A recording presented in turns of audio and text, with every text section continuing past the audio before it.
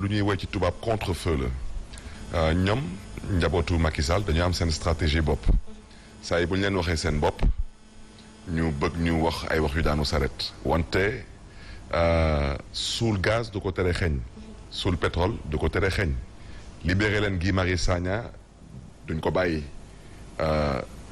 je pense que déjà téere bu Pape Alé Niang génn un scandale au cœur de la République kooku daf leen déranger parce que lu muy firndeel mooy ban xeetu dirigeant mooy Macky Sall damay joxe un exemple président Abdoulaye Wade souvent damay ne garmi la woon parce que tout de même gisoon nañ fi ku ñu doon wooyee bay la woon bokk na ci njabootu président Abdoulaye Wade mais tëdd na kaso gisoon nañ fi Modibo Diop bokkoon ci njabootu président Abdoulaye Wade wante terewul tëdd na kaso donc Abdoulaye Wade garmi la woon président Macky Sall scandale au cœur de la République ñun kud ñoruñu ku ko doon jiite tamit taxuñu wax parce que kenn falu ko mais président Macky Sall un scandale au cœur de la République ça prouve et ça démontre que le président Macky Sall n'est pas un démocrate mi ngi ci parparloo ak jaay ñi ñi doole kumba am na ndey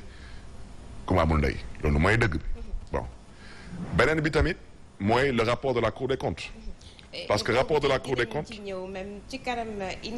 moo tax ma ne la xam nga téere Pape Alé bi ak rapport de Cour des comptes ñoo ñëwandoo rapport de Cour des comptes amul fenn fu ñu bind ni que rapport Cour des comptes dañ koy jëbbal commission président lañ koy jëbbal damay jël le cas de Khalifa Sall rapport Cour des comptes félicité Khalifa Sall def recommandation mooy dañ leen di laaj ñaan leen ngeen bàyyi xel ci lii recommandation bi lu mu waxoon mooy yow Khalifa Sall lu mu fi fekk te yow créé woo ko dañu bëgg ngeen gëstuwaat nuñ ko créé ak nu muy doxalee ak nu ngeen ko doxalee kenn waxul da nga def ñaawteef dañ laa nar a jàpp dañ laa nar a tëj kaso mu langaamu ci loolu tëj doomu jàmbur kaso dëkkalu ko fa mu dëkkul tey nag Cour des comptes ne ko sa njaboot bii waxuñu recommandation dañu ne accusation ñooy la sa njaboot bii ab ay sàcc lañu ay dóorkatu marto lañu ay wóorkatu ndomba lañu ay dëppkatu kees lañu mu taxaw nañu def ñii nelawal nañu def koy jox commission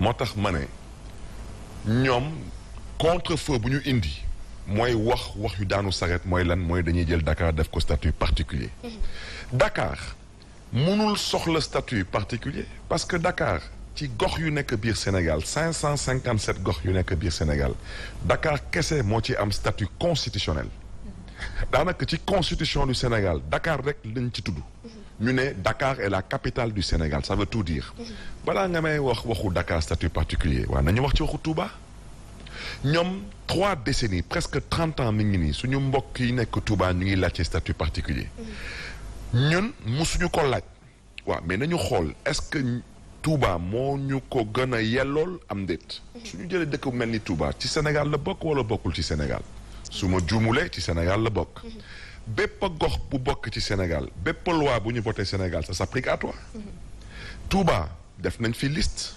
élection ñu ne liste bi il faut que mu nekk liste paritaire góor jigéen est-ce que Touba amoon na parité kan Sénégal laa wax kan moo fi ngaang wax ci mais parce que dans la tête des Sénégalais xam nañ ko Touba mu neex mu naqari Touba dafa am borom loolu mooy dëgg kon nag dëkk bu mel noonu soo koy gestu nga xool sociologie am ak ay réalité am mën nga xool est-ce que Touba soxla nañu statut spécial am day parce que tey Touba quand le khalife général des Mourides yàlla na fi yàgg te wér jóg ne Touba bu fi kenn politique kan mooy politique kenn du politique parce que nangul nañ leen ko kan moo sañ taxaw fii Dakar ne bu kenn politique bi Dakar kenn sañu ko fi parce que Dakar est la capitale kan moo sañ dem Thiès taxaw ne bu kenn politique biir Thiès wante Touba am na fa te ça dérange aucun Sénégalais beneen bi Touba kese ngay gis élection di am opposition ak pouvoir ñu bokk liste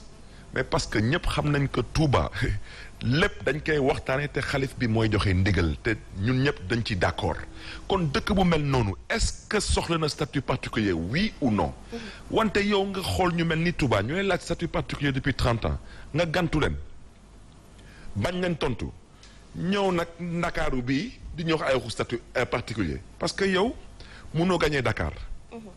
te yow yaa waxoon dig yaa gagné Dakar ci élection présidentielle man la yow da ngaa waaxu askanu Dakar. gagné woo élection présidentielle da nga dëpp kees. d'accord gagné woo. kon nag tey lu muy firndeel mooy président Macky Sall gagnéwul élection présidentielle ci février 2019. parce que munoo gagné élection présidentielle février 2019 bëgg a xañ sa njaboot ñu mën a jiite une ville comme celle de Dakar. mais fu may daanele fu ngeen xam ne dafa am importance.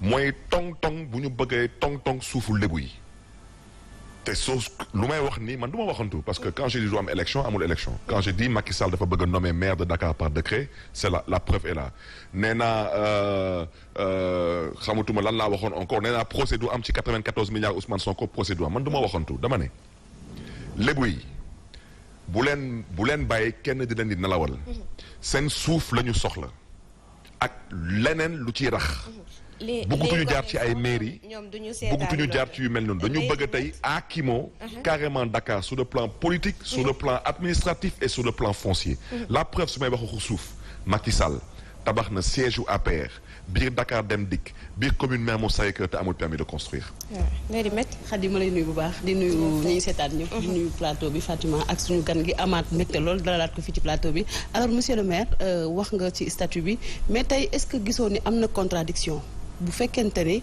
dañoo am déggoo ci dialogue bi wax ni léegi ni ñuy tabbee maire Sénégal yëpp au suffrage universel la ba pare ñu wëlbatikuwaat bëgg utal ab statut spécial Dakar maanaam daal di tabb ki nga xamante ne ni mooy jiite capitale bi. waaw mais loolu dafa bokk ci seen stratégie wu xeex Khalifa Sall xeex nañ ko mënuñu gagné Dakar tëj nañ ko ci kaso bi tere ko mu doon candidat élection présidentielle dëkkaloo ko fu mu dëkkul ba tey mënuñu gagné Dakar. lu muy firndeel mooy ku gagné Dakar yaa gagné Sénégal ku perte Dakar yaay perte Sénégal Macky Sall nag lu muy bañ a dégg mooy moom perte na Dakar balaa élection présidentielle ma waxaat ko fi di ko birilaat fii seen plateau Macky Sall dafa dëpp kees élection présidentielle bu février 2019 gagnéwul Dakar. D'accord. Maintenant il le sait tout le monde le sait dama leen jox l'exemple le plus palpable 98 le président Abdoulaye Wade njëkk gagné Dakar élection législative 2000 mu gagné élection présidentielle donc ku perte Dakar moom moo perte élection présidentielle ku gagné Dakar mooy gagné élection présidentielle ñu dem 2009 président Abdoulaye Wade perte Dakar 2012 ñëw mu perte Sénégal donc opposition moo gagné woon Dakar opposition boobu moo gagné waat Sénégal. D'accord. Président Macky Sall mais bu mu toogee ba tey mais moom mosul gagné Dakar. waxoon nga fi ni maintenant il sait très bien ce que cela veut dire ce que ça veut dire mooy qui perd Dakar perd le Sénégal. D'accord. Maintenant nag moom lu muy bañ a dégg mooy dafa perte Dakar. Maintenant wax ci mooy le statut particulier ne se justifie pas. te man lu may ñaawlu mooy ñu jël lu mel ni parti socialiste tey ba ko def mu nekk le berceau de la lâcheté et du complot mais continue hein continue.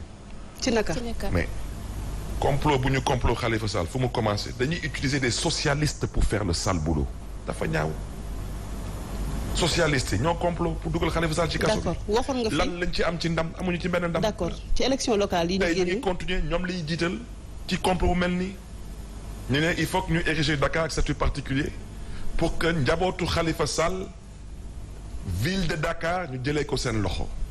mais loolu au-delà de la rupture d'égalité wax nga sànq waxu dialogue ma ne leen dialogue amul musul am naka ngay wootee dialogue ay ñett ñoo toog fekk si la ci dialogue bi ngeen waxtaan ba ci biir nga ne da ngay copter 50 personnes mooy daanaka man ak yéen dañuy football yéen ngeen am seen équipe ngeen am 11 joueurs man ma am 11 joueurs ñu dem ba deuxième mi-temps man ma indiwaat yeneen 11 joueurs donc man ma am 22 joueurs yéen ngeen am 11 kon tey jël leen ce qui s'est passé ak rapport u Amadou Makhtar Mbow mais président Macky Sall bu mu ko xoolee dafa ne man damay jël lu ma neex ci rapport bi président Macky Sall dafa am un problème avec la culture démocratique il n'a pas de culture démocratique la preuve nekkoon na fi ministre de l'intérieur dajji ay bureau de vote voté par force tey di seppi ay nit leen di éliminer di tànn ay candidats am à travers le parrainage loolu yëpp ça prouve qu'il n'a pas la culture démocratique que doit avoir un chef d'État. D'accord. Donc waxoon nga fi ne élection locale du am bi nga koy wax boobu dialogue amagul. dara amagul nga signé persister ne élection locale du am. te du am. ñu gis ni élection locale amul bi nga koy wax ci lan nga ko tegoon. ci xam Macky Sall xam ay njuuj njaaj yu mu nekkee ak xam tamit ñu mu ko séqal wax naa leen 94 milliards Ousmane Sonko kenn du ko jugé wax naa leen élection locale du am dialogue bi ay caaxaan la ngeen ma yokk ci leneen tant que Macky Sall li ngi ci tànk wut 3e 4e ak 5e mandat Khalifa Sall du fi mës a bokk ci élection président Karim Wade du mës a bokk ci élection président su ma baat ci kaw. Fatima. Merci Khady. Monsieur le maire gis nañ ne ñu bëri jàpp nañ ne proposition wu réforme yi kii lay doon li nga xamante ne moom moo di recul démocratique tey est-ce que du firndeel li nga xamante ne nit ñi ñu ngi koy njortu ci li ngay daanelee léegi ni mooy ñetteelu mandat bi nga xamante ne njiitu réew mi bëgg na ko moo waral ñu bëgg a nommer ki nga xamante ne moom moo di léegi maire wu Dakar. te jiitum réew bi dina dox 3e mandat bi. si naka. waxuma la ne waxuma da koy jéem da koy dox taxaw dem. Sénégalais yi kese képp rek donc ñoo ko mën a tey mu def loolu te Sénégalais ñu ngi may déglu te xam nañ lan lay wax ak fu may waxee. ci ñoom nag la des bés bu Sénégalais yi jógee tey ñu décider que suba suñu paree julli ci àjjuma bi dañuy régler seen problème day réglé wu. mais jamono parce que Sénégalais yi am nañ capacité wu lijjanti lu mel noonu am nañ fitu dox lu mel noonu te sañ nañ dox lu mel noonu la preuve dik rek ci Ndar ñuy nekk foofu di yëpp moo di.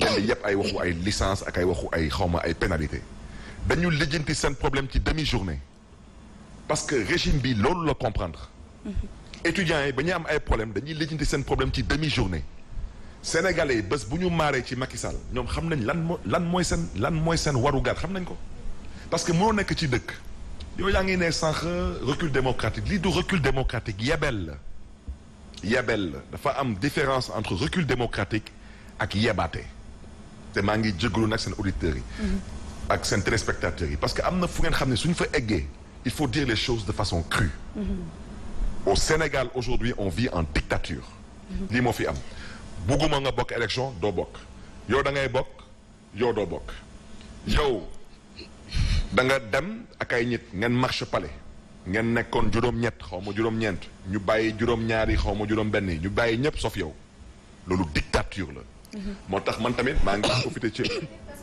occasion bi pour interpeller dinaa si ñëw pour interpeller l'église catholique sénégalaise l'église catholique sénégalaise dafa nar a wax ci waxu Guy Marius Sagna parce que d'abord catholique la c'est une référence dans la jeunesse catholique Guy Marius Sagna lu tax ma ne l'église catholique sénégalaise doit se prononcer ba ñu jàpp Khalifa Sall am na lu ma mën a seede man ci dem si yàlla Serigne Abdoul Aziz Sy Al Amin ci ay tànk yu mu doxoon. Tout à fait.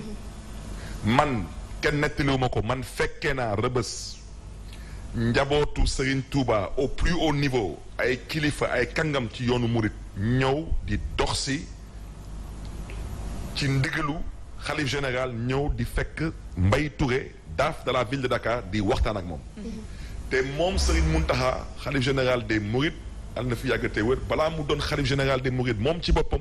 sol na ay dàllam dox si nu mu tuddati Mbaye Touré ñëw fekk ko ba ci kaso bi ci Rebeuss ñaanal ko donc Touba du bàyyi ay njabootam c'est valable aussi pour Tivaouane sous Abdoul Aziz Mame Abdoul Aziz Sy Al Amin donc l'église catholique du Sénégal doit se prononcer sur le cas de Guy Marius Sagna c'est une prise d'otage c'est de la dictature injustifiée et je reviens à ce que j'ai dit mooy lu ma doon wax ci wolof li yebel la du leneen ci yebel boobu noonu lay ñëw est-ce que tey jii mën nañ njort ne kon population bi nga xamante ne ñoom ñoo nekk ci Dakar la ñu yàpp bu baax a baax du moment où évaluer guñu bu baax acte 3 de la décentralisation ñuy ñëw di defaat beneen proposition de réforme ci statut ville de Dakar. oui mais kooku je pense que loolu maintenant la balle est dans le camp de Dakarois man awma xel ñaar 23 juin bu muy ñëw maa ngi koy nuyu au passage ndeysaan commissaire Arona Sy moo nekkoon commissaire central mu ngi may jàpp man Barthélémy Dias le 20 juin mu jàpp ma Sandaga ñu dem ba ci bureau ma ne ko maa ngi la koy waatal laa la wax ni de loi bi du jàll gis ngeen affaire u statut spécial de Dakar wallaay bés bu Macky Sall reppee ba ne day avancé ci lii dina xam ne lépp dëgg la parce que il faut qu'on se comprenne am na fu nga xam ne suñu fa eggee dañu ñàkk lépp ñëpp a ñàkkandoo wante am na lu nga xam ne kenn du toog di ko seetaan te yàq moo gën a yomb a defar Macky Sall dina génn ci wax ci raxas ci ay loxom wante wala dina xam ne ni que Dakar un temps soit peu ragal du fi yeewu parce que nag trop c'est trop munoo def di def ñuy bàyyi rek di def comme yow da nga jàpp ne kaso nga am comme répression bii yoon ñi suñu nangee dem kaso dañuy dem kaso ci du ko jar wante yow tamit dina saf dina weex kat ci yow parce que waa Ndar ëpp ñu fulla waa Dakar waa Ndar ëpp ñu fayda waa Dakar et je veux rappeler une chose au président Macky Sall parce qu'il l'oublie je veux lui rappeler que l'université de Dakar est à Dakar fa rek laa yem ci wax ci d'accord sa gis-gis ci proposition bi ñu def ci dialogue bi ni dañu bëgg ñu amnistier Karim ak Khalifa Sall opposition bi moo proposé loolu pouvoir bi nag am na neneen ni ñu ko gisee société civile bi ñoom d'accord nañ ci loolu parce que dañu gis ni ne serait-ce que sax pour pacifier l'espace politique jar na ko. man awma commentaire bu may def ci loolu. parce que man je suis demandeur de rien du tout. mais sa gis-gis tey bëgg nga ñu amnistier Khalifa Sall waaw wala déet. man su ma gis-gis mooy na fi Macky Sall jógee. mais man waxuma ci wax Khalifa Sall comme moom def na lu mu def. lu mu def c'est-à-dire lépp xam nañ ko. c'est-à-dire dëkkaloo doomu góor fu mu dëkkul. galgal ko bañ a bokk ci élection yi. avec une brochette de magistrats yu ñàkk fayda. loolu mooy wax ci maintenant ma ñëw rek dama ne amnistie bi da ngay amnistier ku la ko laaj. xam ngeen mosu leen dëgg Khalifa Sall la ci amnistie mais dialogue bi ñoom ñoo bëgg jàmm. non déet man ñu dem ci dialogue bi man je reviens à ce que j'ai dit man gëmuma dialogue. naa la wax tax gëmuma dialogue wax naa leen sànq dañu woote dialogue ñu dem ba ci biir moom mu copté 50 personnes mais est-ce que xam ngeen ci ñu mu copté ñooñu xam nga moom ci boppam nee na day xaar qu'une majorité se dégage mais wax naa leen dafa woote dialogue ci biir dialogue bi mu indiwaat 50 personnes yu mu copté te opposition bi indiwuñu kenn mais am na ku mu copté mais kooku c'est inadmissible mi ngi tudd Seydou Nourou Ba. d'accord kooku ma ñëw rek moo nekkoon monsieur parrainage. oui mais kooku il est membre de la Sénat. les textes de la Sénat dañ ko tere moom dañ ko interdire moom mu mën a bokk dialogue bi ba di jiite commission. mais tey xanaa yow bëggoo sa candidat bokk ci élection locale yi di ñëw. man suma candidat incha allah dina bokk dina falu. mais il faut nañu amnistie dinaa la wax dara loolu du wax ci soxna si tant que Macky Sall li ngi wut mandat Khalifa Sall du bokk man du ma gune ba ñuy nax te man du ma waxantu. kon gëmoo amnistie boobu ñu wax dama ne man pour que Khalifa Sall bokk fokk Macky Sall bañ a bokk. donc dafa ragal boo tax instant bi ñuy jéem a def ay lobby en collaboration ak ñi nga xamante ne ñoo di waa. tant que Macky Sall est au pouvoir te mi ngi dox di wut ay mandat kenn du fi amnistier Khalifa Sall kenn du fi amnistier Karim Wade. est-ce que finalement yi muy def. yaa ngi naan que tout à l'heure aux gens des contre-vérités. tout à l'heure vous disiez que est un homme qui manque de courage sur le plan politique et qui avance en mettant en avant des principes qui n'ont rien à voir avec le courage, les valeurs, etc. Et je répète ce que j'ai dit. Et l'opposition dans tout ça parce que bu fekkee moom lu ko saf mu def ko ça veut dire que opposition bi dañu lajj wala amatul finalement au Sénégal. Moi j'ai déjà dit man j'ai dénoncé des dealers et je ne reviendrai pas dessus tudduma tur man les noms ne m'intéressent pas man kenn safuma fi man askanu Sénégal ñoom ñoo ma ñor Macky Sall lu muy def tey au Sénégal il le fait avec la complicité d'une certaine partie de l'opposition ñu nga xam ne ni ils ont trouvé comme prétexte le dialogue mais ñu ngi yoonal pour dugg ci gouvernement union nationale te man du ma waxantu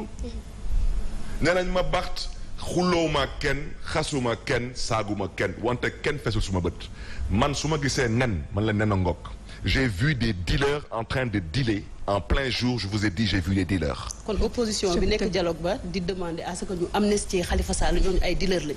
man xam nga dama tuddul kenn. ah mais dafay war a leer aussi. xam nga dama bëgg nga déglu da ngay déglu. bu baax ma sœur xam nga dialogue bi bu muy démarrer. da nga dégg benn concept da nga dégg dialogue national dialogue politique du noonu. tout à fait. nga dégg ay opposants ñu la ñun nekkuñu dialogue national. nous sommes que dialogue politique. du noonu. ñu dem ba ci biir dialogue politique bi jeex na jeexul ñu gis ay nit ñu ne ñoom ñu ngi dialogue national bi ku leen fa yónni kuñ fa toogal kan moo leen jox mandat ñu dem dialogue national dama ne ku bëgg a yoonal xool nooy duggee gouvernement union nationale soxlawul faire tout ce cirque là damal nga liggéeyal président Macky Sall parce que tu n'es pas un opposant il s'oppose man président Macky Sall su ngeen ko waxoon suba Barth day dugg ci gouvernement bi moom ci boppam dina leen wax mënul nekk parce que Macky Sall xam na que dans son plus profond des rêves du ma mës a liggéey ak moom xam na ko. finalement gisoon nañ également ci opposition bi surtout candidats yi nga xamante ne ñoom ñoo coalisé wu def bloc pour faire face à Macky Sall mais gëj nañ leen aussi tam ñu dégg est-ce que tam du loolu mooy waral tam fu mu toll nii waa ji lu ko neex mu def. waa ji lu ko neex lay def parce que je reviens à ce que je vous ai dit. L'opposition sénégalaise joue son jeu. Une partie de cette opposition joue son jeu, mais c'est la réalité. Ça dérange des gens, mais ils savent pourquoi ça les dérange. Parce que quand on fait preuve de lâcheté, de fumisterie, quand on est dans le complot et la ruse en permanence, il ne faut pas être choqué par le comportement de certaines personnes. Je reviens à ce que j'ai dit. Mais également seen leader aussi gëj nañ ko gis nga xamante ne tamit moom it gëj nañ ko dégg mu wax. Effectivement. lan moo tax aussi moom itam muy noppi tout le temps. mais je pense que man suma leader. ñëpp xam nañ que mi ngi bitim réew. génn kaso il a fait sa tournée ñëpp gis nañ ko dem ci ay kër diine. waxtaan ak ñoom remercier leen ñaanal ko. il a fait sa tournée à l'extérieur dem nuyu ji ay xaritam bu ci des il fait son bilan médical son check-up. parce que soo bëggee jiitee réew. da lay wóor ne ni que yow mii da ngaa ànd ak wér gu yaram. man tëdd naa kaso juróom-benn weer. mais dama génn j'ai commencé à avoir la vue qui diminue. tout lépp la ñuy wax rëbës. mënoo jël nit bu musul xam kaso nga tëj ko ñaari at ak lu ci tegu mais su génne day dem au moins dem saytu yaramam gëstu yaramam. ça c'est élémentaire. ensuite bu ci des Khalifa Sall di ngeen ko gis di ngeen ko dégg parce que ci ay fan yu néew il va structurer son mouvement politique. dama bëggoon nag dalal seen xel dans la tête de Khalifa Sall. L'objectif c'est pas de se lever et dire il doit être chef d'État fa rek laa yem ci wax ci. ah oui voilà. non. kon mën nañu xaar keneen nekk candidat. on lui a imposé un combat. c'est quoi wallaay dina ko xeex. kon léegi mën nañu xaar keneen nekk candidat. dama ne dans la tête de Khalifa Sall il est question de restaurer la démocratie au Sénégal. il est question de travailler sur l'humain le capital humain investir sur l'homme mu xam di ràññee. mën a yor boppam. mais dans un pays. il est temps que sénégalais yi ñu xam lan moo leen di jiite tey nii. ñu ràññee parce que waa ji dañ ko fi jëlee dañ ko fi jëlee par nii wala par naa. maintenant Khalifa Sall devient président de la République ou pas ça relève de la volonté divine. mais je reviens à ce que j'ai dit ñun kenn duñu nax tant que Macky Sall est président du Sénégal te mi ngi ci ay tànku 3e 4e mandat parce que dañ jàpp ne que pétrole bi tant que naanuñu ko ba mu jeex tant que gazuñu gaz yi ba mu jeex duñ fi jógee. je reviens à ce que j'ai dit l'objectif c'est le travail à faire partir Macky Sall. c'est clair alors sànq yaa ngi ko doon tudd muy rapport Cour des comptes yi génn ak 6 ans de retard président Macky Sall ne que dafay teg commission bu koy saytu waxoon na fi également que du làkk kenn wala muy protéger kenn ku fari ci moom te ñi ñu ciy dégg ñu ci ëpp ñu ngi ci côté est-ce que gëm nga wax boobu. nu ma koy waxee ci wolof.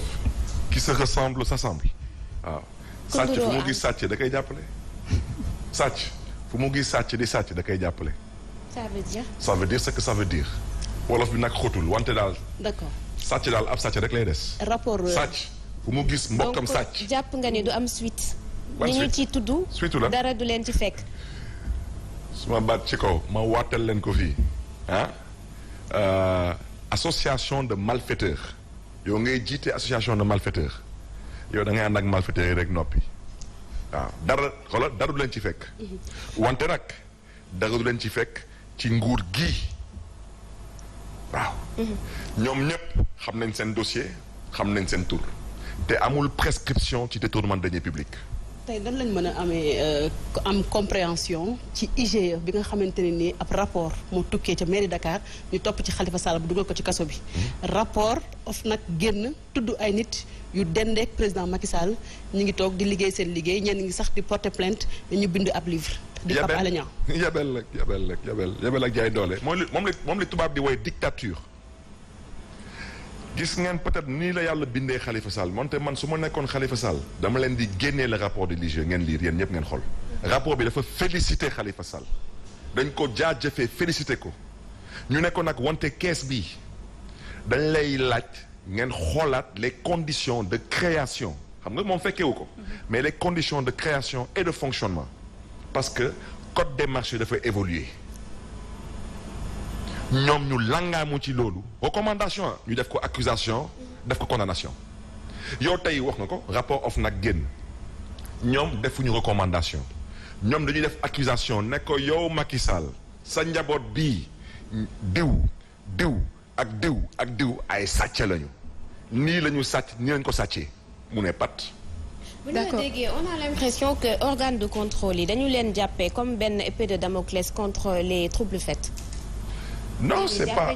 Je reviens à ce que j'ai dit. C'est la dictature dont je parlais. Dictature ni la ko tubaab di wooyee wante ñun ci mën nañ ko wooyee jaay doole mën nañ ko wooyee yebel mën nañ ko wooyee lu nekk wante lu ma la mën a wax mooy tey au Sénégal dunduñu ci démocratie dañu dundul ci démocratie.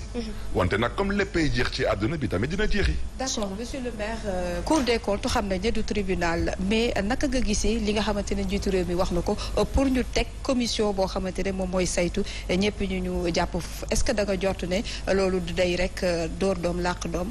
non loolu ci yebel bi la bokk. yebel bi c'est-à-dire yebal Cour des comptes suy def rapport boobu il n'est pas destiné à Barthélémy Diaz. Il n'est pas destiné à la Sen TV. Il est destiné au chef de l'État. Voilà. IGE suy def rapport bi il n'est pas destiné au procureur de la République. Il est destiné au chef de l'État. La preuve chef de l'État moo jot rapport ville de Dakar saisir justice. mais rapport boo xam ne rek def lu ko neex ànd ci ak ay magistrats ñuy woy seen bopp ay magistrats mais man dama leen di woy ay magistrats waaw parce que. ngay jaawale dëj ak ngénte ne yow askan wi nga fi toogal da ngay nax sa bopp. wante naxoo fi kenn donc bu ci des mooy il faut qu'on se comprenne gis ngeen le Sénégal aujourd'hui est tout sauf une démocratie su ngeen demee ba ku mel ni Alpha Condé ne oui man au moins wax naa lu may wax wante au Sénégal on est dans le clair obscur ça veut tout dire venant de Alpha Condé. xanaa nii wii bi nii non bi lay wax.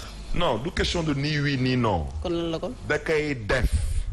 sur la question. troisième mandat. nee naa ne man du ma waxantu si Macky Sall ne fait pas le troisième mandat man ma bàyyi politique. ah oui. wallaay bind leen ko nga ne archivé ko. troisième mandat te da koy dóor par force. wante nag l'homme propose Dieu dispose mais le diable s'interpose. et le diable est dans le détail. gis ngeen cas bloquant buñ koy lancé. ñoom xalaatuñu woon seconde que lu mel ni 23 juin dina am wante ba may wax Arona Sy commissaire du fi dal man xamoon naa ba pare que lu mel ni dina ñëw parce que j'étais au cœur du dispositif. tey je suis placé à une station où je sais que affaire wu ville de Dakar bi waaw na Macky Sall continuer dina xam ne lépp dëgg la parce que nag dans la vie tout a une fin parce que lii su continuer muy mujjee mooy bés Macky Sall day ñëw dugg ci kër nit ñi bon ok diw ngeen jégal ma ci kàddu yi. dama ne ça doit arrêter. démocratie dañuy xam ne ñëpp on vit en démocratie on vit en république voici les règles lii Barthélémy Diaz amul droit wax ko lii Barthélémy Diaz amul droit def ko wante yow mënoo ne lii Barthélémy Diaz amul droit def ko lii Barthélémy Diaz amul droit wax ko pendant ce temps yow tu as le droit de vie et de mort sur tout un chacun c'est inadmissible on n'est plus en démocratie. on est en dictature et c'est le cas actuellement. donc je reviens à ce que j'ai dit la question de Dakar tey joxe naa sànq exemple à Touba bugguma joxe exemple Ziguinchor ndax suma doomu ndey Ousmane Sonko parce qu'il est capable de dire ah bon comme Ziguinchor dafa am une rébellion à côté moom tamit dañ koy def un statut spécial. mais ils ont dit que Dakar kese du cible bi et que Ziguinchor bokk na ci ñi ñu visé. avec Thiès et Thiès et Kaolack également. ça veut dire quoi tout ça ça veut dire quoi. mais pourquoi Fatick n'est pas visé. les Fatickois sont tellement fatigués que la Fatick n'a plus de sens aux yeux des Sénégalais. lu tax il fait pas ça à Fatick. et puis moom jekkul ci loolu mais c'est le seul président que le Sénégal ait eu à connaître qui a déjà exercé la fonction de maire tel qu'on connaît le maire actuellement donc moom xam na lan mooy utilité wu maire ci dëkk mais mënuma gagner gox bi damay wër ndomba gagner quoi damay indi décret mais ñun xanaa ñun waa Dakar ñun bokkuñu ci Sénégal.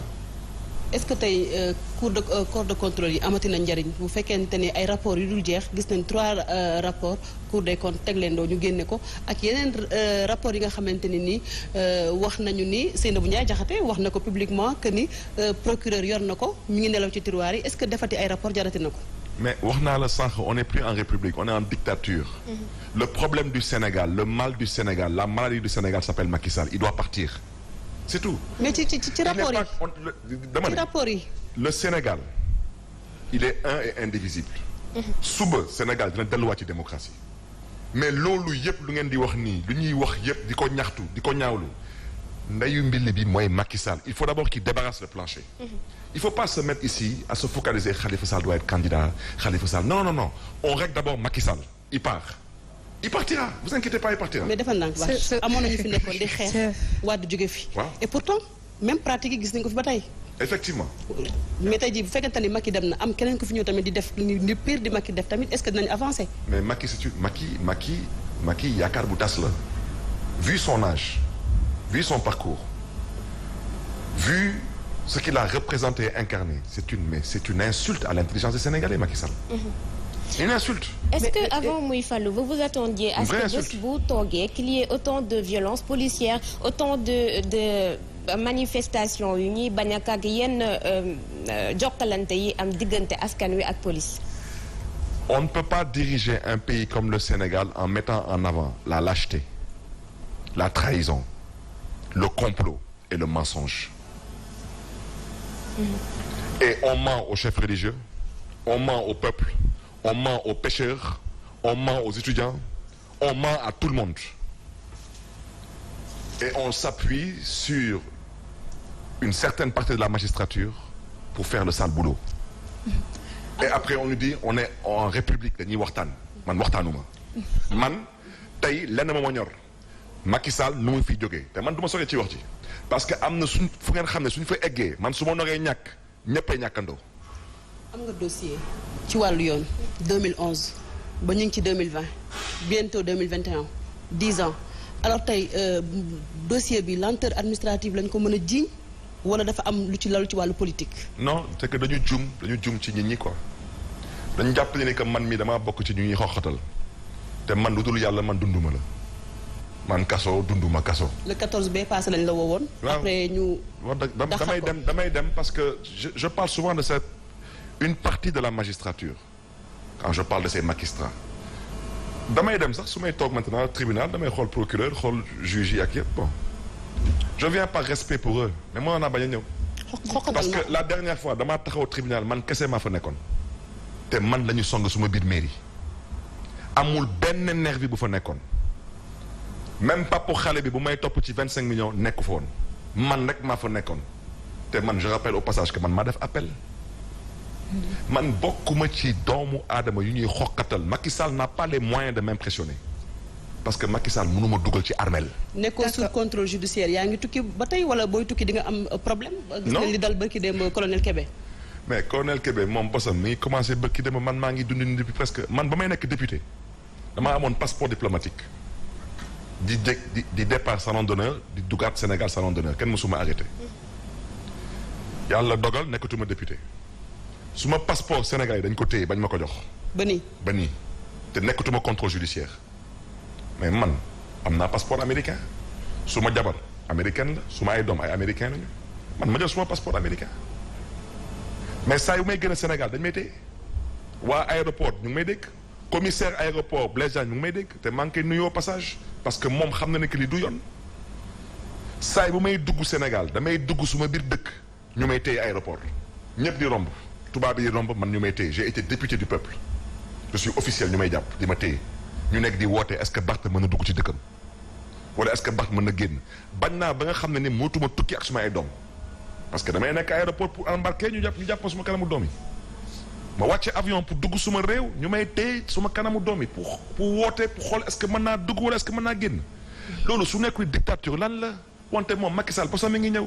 d'accord alors fan yii yëpp dañuy gis ne ñu ngi tuumal lu ci ëpp police bi ba ci bavure yi gis nañ li xew Fatick am na autopsie yi nee na du dañ rey normal la mais tey jii am na ñoo xam ne dañoo jàpp ne bavure policière mënul ñàkk ci réew ndax yow noonu nga gisee. mais loolu laa gëm ceci étant dit je connais beaucoup de policiers de valeur. man yaa am na fi benn débat bu nga xam ne ni bëgguma ci woon dugg. mooy je crois que amoon na fi benn commissaire de police bu amoon problème ci benn pharmacie. oui ñu koy woowee commissaire Cobra. que je connais personnellement. Effectivement. te ba may gis vidéo bi nit ñi di commencer di commentaire man leen déet. gëmuma seen commentaire parce que kii dama ko xam. te man ku mel ni commissaire Cobra je connais un homme de valeur un professionnel de la police damay wax te yàlla tax. Ce qui s'est passé à la pharmacie je suis désolé mais l'homme que j'ai connu et que j'ai pratiqué c'est un homme de valeur et un professionnel. Ceci étant dit mais man toog naa suma kër ci élection yi suma sécurité garde corps yi ñëw ne ma dañ jàpp benn waay ci biti dañ ñëw ne ma dañ jàpp benn sàcc ci biti man bu may génn maa ngi commencé sax di gis gars yi nga koy xaw a pamti ma ne mais daf leen nank ki mais ma ne ko mais yow munoo doon sàcc parce que sàcc du xaru yow munoo xam ne ni que fii mooy kër Barthélémy Diaz nga gis ponkal yu nekk ci buntu kër bi yëpp nga da ngay ñëw de nag loolu la ñuy woy xaru waaw kon pour man sàcc day yott donc man damaa génn xool waa ji ma xam ne kii mënul la sàcc ma ne ko mais yow yaay kan waaye gars yi commencé ko palper ñu génne benn carte police man xam naa police ma ne ko yow fan nga bàyyeeku yow dik nga bàyyeeku mu ne ma non ma ne ko sûreté urbaine nga bàyyeeku mu ne ma non ma ne ko bip nga bàyyeeku mu ne ma non ba ma koy xool ma xam ne kii DST la bàyyeeku parce que c'est le renseignement ma ne ko mais est-ce que tu t'imagines lu nga def nii est-ce que da nga foog ne lii yoon la pas parce que policier nga am carte tu peux faire ce que tu veux parce que soo duggoon man suma oto 3 heures du matin alarme bi tàkk ma génn suma balcon fetel la looy wax alors damay joxe un exemple te Dieu seul sait que c'est pas mon intention ça veut dire que lu may wax nii non man suma kër dama bëgg mu leer sañ nga ko defar ku dugg suma kër ma fetel la man lu leer lay wax man dama leen di wax léegi man suma kër j'ai mes enfants man kenn du dugg suma kër parce que man duma dugg kër kenn ku dugg suma kër je te bute c'est aussi simple que ça parce que personne n'a rien à faire chez moi on rentre par la porte on sort par la porte ça doit être clair en tête de tout le monde c'est très clair. donc beneen bi parce que ku duggoon tey suma kër rey suma papa wala suma yaay lan laa ci dëkk sigil ndigaale sigil sa bopp yow bon donc dama ne la police doit revoir sa façon de faire et de communiquer c'est important la preuve man je prends mon dossier à moi fusillade bi c'est la police qui a enquêté avec un ministre de l'Intérieur partisan ça n'a pas été une enquête la preuve mais je vous invite à revisiter les archives lu Macky Sall wax ci dossier boobu te Macky Sall ci boppam moom mu ngi may dégg suma avocat mi ngi tuddoon Pape Khaly Niang moo fi nekkoon sax directeur ASP tout à fait Macky Sall moo ko indi suma biir dossier te Macky Sall moo ko bëggoon fay 20 millions pour mu plaider suma dossier Abuja parce que yéen a faroon mais parce que Macky Sall sait très bien que dañ ma tooñ voilà alors avant waxtu bi di ñu xooj peut-être parler de situation économique réew mi nan nga ko gisee surtout par rapport à hausse prix yi ñuy gis yëpp situation wu lan économique ku ci ngang da nga yëpp askanu Sénégal fii ku fi ndekki doo añ ku fi añ doo reer te am na nu mu tëddee sax doo ndekki doo añ doo reer damay wax situation économique ban situation économique il faut poser la question à la France c'est-à-dire la France mais il faut leur poser la question non la attends France mais non il faut leur poser la question ndax lan mais c'était hier que leur ambassadeur a prouvé clairement et nettement qu'on est sous tutelle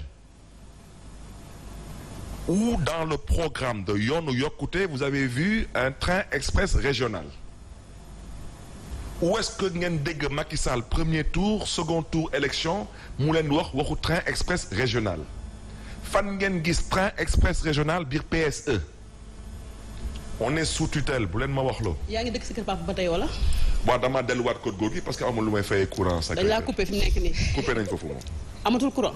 mais lu tax nga nangu tamit loolu da nga ko war a fay wala. non des di négocier wala. parce que am ñoo xam mënu ma ko fay. benn man mënu ma fay facture 600 000 yoruma ko bu ci tegu tamit mënu ma d'accord nguur di ma sàcc ma xam ne que man mii ñu ngi may sàcc ma ci ànd. mais gisuñu la kon nga génn lu tax gisuñu la nga génn ci ñoo lànk nga ànd ak ñoom. ànd naa ak ñoom moo tax temps yi dama tukki woon. parce que dama delluwaat école. temps yi damaa ngi fële Canada. damay def benn master. donc dama delluwaat école maa ngi sax noo delluwaat nii d'ici la fin du mois. te xam naa balaa may ñëwaat Sénégal peut-être début avril. damay delluwaat pour jàng maa ngi def benn master donc ci loolu laa nekkoon. wante waa aar la ñu bokk. ñoo lank ñoo bañ chaque fois que j'ai été à Dakar ñoo naa seen manifestation participer naa seen manifestation j'ai pris la parole et je les ai encouragés te maa ngi ñaaxaat encore les opposants qui ont choisi de s'opposer nañu jàppale xale yi nañ jàppale mouvement yooyu parce que mouvement yooyu ñu koy animé wutuñu poste député wutuñu poste maire wutuñu poste ministre. alors peut-être benn question xëy na balaa Khady di tëj ci parti socialiste retrouvailles fan ngeen ci toll. yàlla bu mu am. ndax lan bokkuñu fuñ jëm. mais pourtant bi Tanor